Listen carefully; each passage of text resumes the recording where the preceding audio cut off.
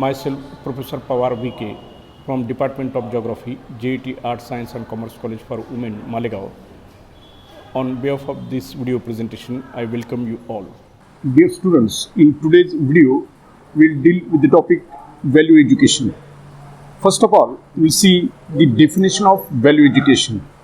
Monica Thapar in 2001 defined that value education is education in values and education towards the inculcation of values. Such a definition provides a conviction that value education is a universal phenomenon intrinsic to all learning and education, whether at home or in an institution.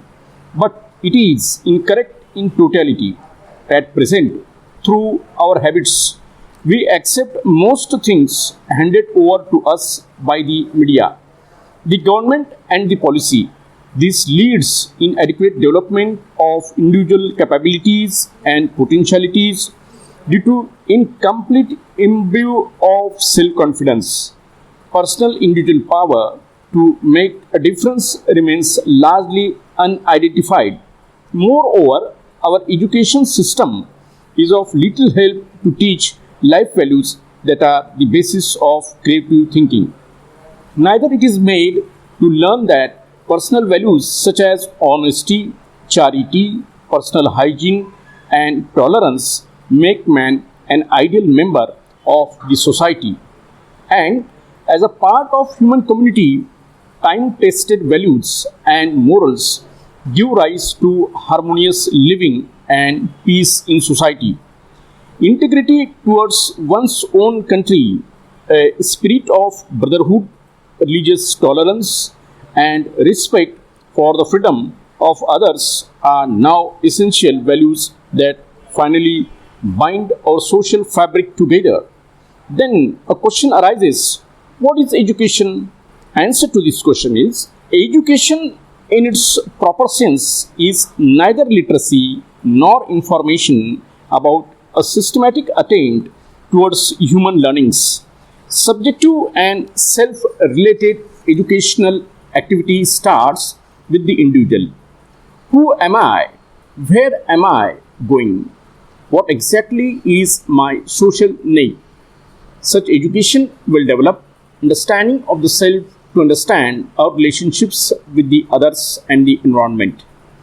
It will make us to learn personal, social, national and universal values to provide harmonious living, peace in society and sustainable development, integrity towards own country, a spirit of brotherhood, religious tolerance and respect for freedom of others should be emphasized for modern successful social setup.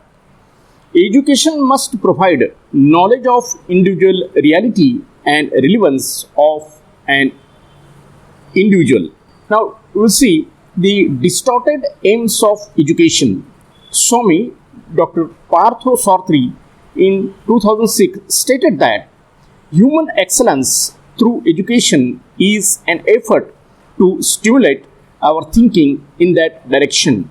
We study books, hear class lectures, take part in sports, sit for and pass examinations. All these are certainly part and parcel of education. But the most important part of education is shaping our mind and character. The training of our mind to fit it to shape ourselves and our environment so as to fulfill our life's purpose.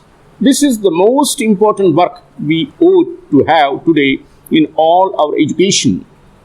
The world is now full of great scientific achievements with vast knowledge of macrocosmic and microcosmic universe.